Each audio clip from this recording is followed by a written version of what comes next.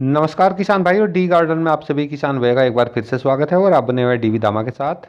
जी हाँ किसान भाइयों, आज हम बात करने जा रहे हैं ट्रेंच गन्ना विधि बुआई या सामान्य गन्ना बुआई में क्या अंतर है। इन दोनों के बारे में आज हम जानने वाले हैं। तो पहले बात कर लेते हैं ट्रेंच गन्ना बुआई की। आप सभी किसान भाइयों ने काफ़ी वीडियो ट्रेंच विधि मेथड के हिसाब से गन्ना बुआई की देखी होंगी, और उसमें गन्ने की जो लंबाई है वो काफ़ी अधिक दिखाई जाती है।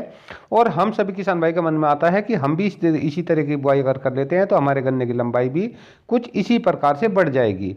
और कुछ किसान भाइयों ने देखिए साल 2 साल से इसकी बुआई भी करना शुरू कर दिया है, लेकिन हम देखते हैं कि जितनी लंबाई उन गन्नों की दिखाई जाती है इतनी लंबाई का गन्ना हमारे यहाँ पर नहीं हो पाता है। पहले तो जान लेते हैं इसका कारण। जैसा कि आप सभी किसान भाई जानते हैं, हमारे एरिया में सबसे अधिक गन्ना बुआई मार्च के महीने में होता है, जबकि ट्रेंच विधि गन्ना मेथड शरदकालीन गन्ना बुआई के लिए बनाया गया है। यानी कि सितंबर अक्टूबर के महीने में अगर हम इसकी बुआई करते हैं तो इससे हम अधिक लंबाई का गन्ना प्राप्त कर सकते हैं, क्योंकि अगर हम सितंबर अक्टूबर के महीने में गन्ना बुआई कर देते हैं तो दिसंबर तक ये गन्ना हमारा उगकर तैयार हो जाता है, और उस समय तक हमारे पौधों की लंबाई भी अच्छी हो जाती है।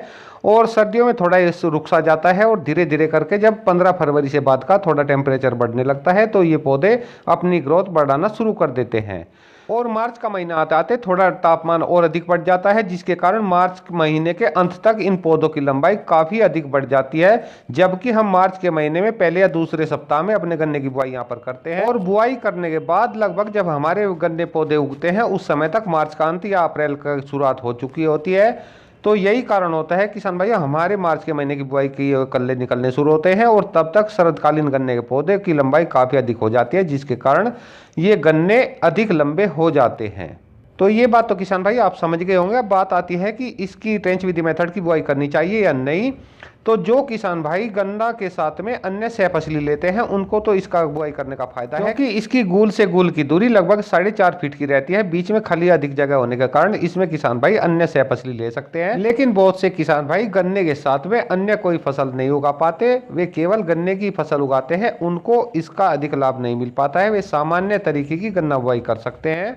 और ऐसी बात नहीं है कि सामान्य विधि से गन्ने का की अच्छी पैदावार हमें नहीं मिल पाती है। देखिए मैं आपको एक खेत दिखा देता हूँ, इसकी सामान्य विधि से ही गन्ना बुआई की गई है, और इसकी लंबाई आप देख पा रहे हैं काफ़ी अच्छी लंबाई गन्ने की हो चुकी है, यानी कि काफ़ी अच्छी पैदावार इससे मिल जाती है। लेकिन हम किसान भाइयों को अधिकतर ट्रेंच विधि मेथड के अच्छे सपने दिखाए जाते हैं कि इससे गन्ने की अधिक पैदावार मिल जाती है।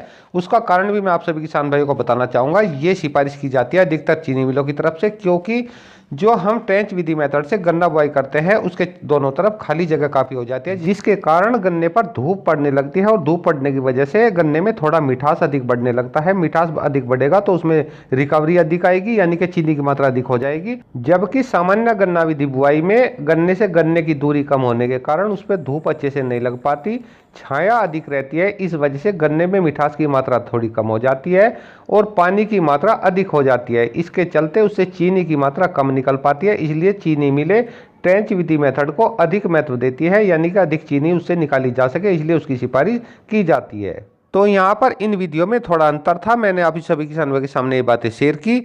मैं ये नहीं कहता कि आप सभी किसान भाई इसके ट्रेंच विधि मेथड की बुआई ना करें, कर सकते हैं, लेकिन पूरा फायदा उठाने के लिए आप इसकी शरदकालीन बुआई करें और उसके साथ में अन्य सह फसली भी उगाएं, ताकि पूरा फायदा आपको मिल सके। और जो किसान भाई इस वर्ष मार्च के महीने में गन्ने की बुआई करने जा रहे हैं, वे अभी से अपने खाली हुए खेतों की, जिनमें गन्ना पेट भी था वो खाली हो चुके हैं, उनकी अभी से तैयारियां शुरू कर दे। काफ़ी किसान भाइयों के बाद में कॉमेंट आते रहते हैं कि गन्ने की मोटाई व लंबाई कैसे बढ़ाए। तो किसान भाइयों यही वह सबसे अच्छा उत्तम समय है जब आप अभी से उसकी तैयारियां शुरू कर देंगे, ताकि आने वाले समय में गन्ने की फसल से काफ़ी अच्छी उपज ली जा सके। तो आप मेरे साथ बने रहिए, मैं समय समय पर आपको इसके बारे में अपडेट दिखाता रहूंगा। तो किसान भाई ये थी आज की जानकारी पसंद आई तो मेरी वीडियो को आप लाइक कर सकते हैं, शेयर कर सकते हैं। एक नई जानकारी के साथ फिर मिलते हैं, तब तक के लिए सभी किसान भाई को नमस्कार।